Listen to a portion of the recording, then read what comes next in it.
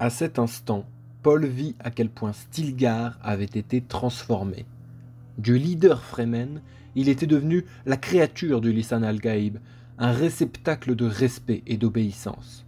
Il était devenu moins qu'un homme, et Paul sentit le souffle fantomatique du djihad en son ancien ami. Stilgar vous a sûrement fait rire dans Dune partie 2, notamment avec son fanatisme religieux, mais pas moi. J'ai tout de suite été pris par le tragique de la situation, au-delà de ce comique de surface.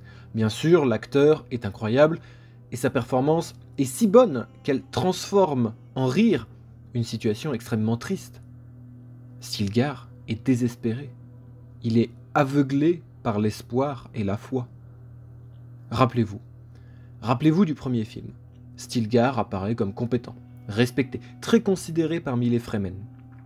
Il est un leader qui priorise les intérêts de son peuple. Paul admire cela. Puis, il devient de plus en plus convaincu. Les traditions et les mythes l'amènent à croire en Paul et Jessica.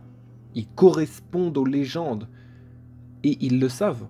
Et ils en jouent. Paul et Jessica sont les signaux de la liberté qu'attendent les Fremen. Et dans cette vidéo, j'aimerais vous expliquer pourquoi Stilgar et les Fremen sont dans cette posture providentielle, d'attente d'un sauveur. Les Fremen veulent la libération de leur monde et sa transformation écologique. C'est cette promesse qui les maintient en vie sur ce monde cruel qu'est Arrakis. Et c'est leur seule source d'inspiration. Espérer un avenir meilleur. Pour eux, c'est rien de moins que changer le monde. À cause des mythes implantés par la Missionaria Protectiva, les graines du fanatisme sont plantées très profond. Et les changements soudains qui apportent la guerre des épices entre les Atreides et les Harkonnen, elles nous montrent à quel point ces croyances sont puissantes, car elles amènent la conviction que la venue d'un Messie est proche. Et ça commence lorsque Paul tue Jamis. Et il verse des larmes pour lui. Un si jeune garçon, qui n'a jamais tué, et qui pourtant arrive à vaincre un Fremen expérimenté, c'est inédit. Stilgar commence alors à regarder ces étrangers différemment. Alors qu'il voulait tuer Jessica, il la propose comme révérende mère. Dans le Sitch Tabre, il force Jessica à prendre sa place, en la menaçant de la livrer au désert. Alors que Paul nie être le Mahdi, le Messie, il est convaincu que c'est l'humilité qui parle à sa place. Son avis, il est arrêté, il est inamovible, il est dangereux. Parce que lorsqu'on arrête de croire pour savoir, alors les certitudes amènent le fanatisme, et le fanatisme amène l'obéissance absolue. Après avoir vu Paul chevaucher un ver des sables, la croyance de Stilgar s'est transformée en certitude. On y ajoute quelques signes, l'eau de la vie, les visions, et Stilgar se consume dans sa foi.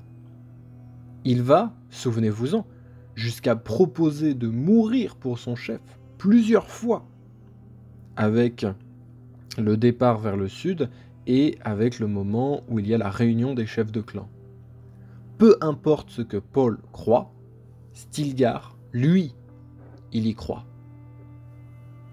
Pourtant, l'histoire de Paul, c'est juste une prophétie autoréalisatrice. Encore plus quand on apprend que ces mythes ont été inventés par le Bene Gesserit, avec la Missionaria Protectiva. Il y a un psychologue, Robert Meron, qui a démontré que si suffisamment de personnes croient à une fiction, alors celle-ci pouvait devenir réelle. Quand on interprète les événements et qu'on agit d'une manière qui correspond au récit, alors il est possible que ce récit se mette en place. C'est un acte de désespoir pour les Fremen, qui est surtout motivé par la dureté de la survie. Les Fremen sont en survie constante, le manque d'eau fait partie de leur identité, le manque de ressources, l'oppression par les Harkonnen fait partie de leur identité. Ils vivent dans un environnement extrêmement dangereux, où tout peut les tuer, et où il n'y a aucun échappatoire, si ce n'est l'espoir. Et le Bene Gesserit a exploité cette faille, et cette faille est devenue réelle. À partir d'un récit totalement inventé, Paul, par ses actes, a donné vie au mensonge. Et ce mensonge est devenu réalité, est devenu vérité. Si on se met à la place d'un Fremen, il a attendu toute sa vie un sauveur. Il était oppressé. Je rappelle que Dune, c'est une métaphore des guerres du pétrole, des guerres du Moyen-Orient. Il a été opprimé toute sa vie par des étrangers. Et là, un messie arrive, un homme avec des pouvoirs magiques, qui a des visions, qui est naturellement doué. Il connaît les usages Fremen alors qu'il est un étranger.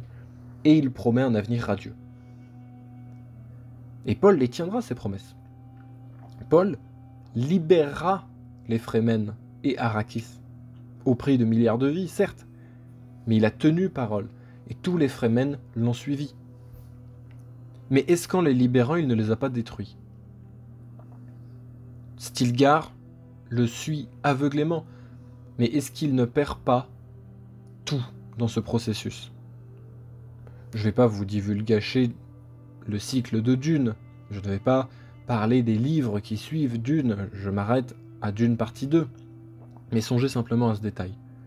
Si Arrakis devient un paradis vert, une planète luxuriante, que deviendront les vers de sable, qui ont l'eau pour ennemi mortel, et qui sont à la base du culte Fremen?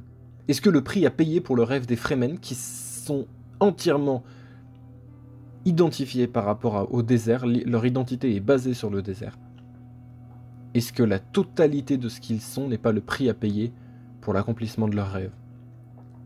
Dans un environnement tempéré, sans vers des sables, sans l'impératif de la survie, dans une société libre et non opprimée, dont la société tout entière qui était basée sur le manque d'eau en a désormais à profusion. Est-ce que ce sont encore des Fremen dont on parle? Ou simplement des habitants d'Arrakis? Est-ce que la culture Fremen ne va pas disparaître par l'accomplissement de son rêve?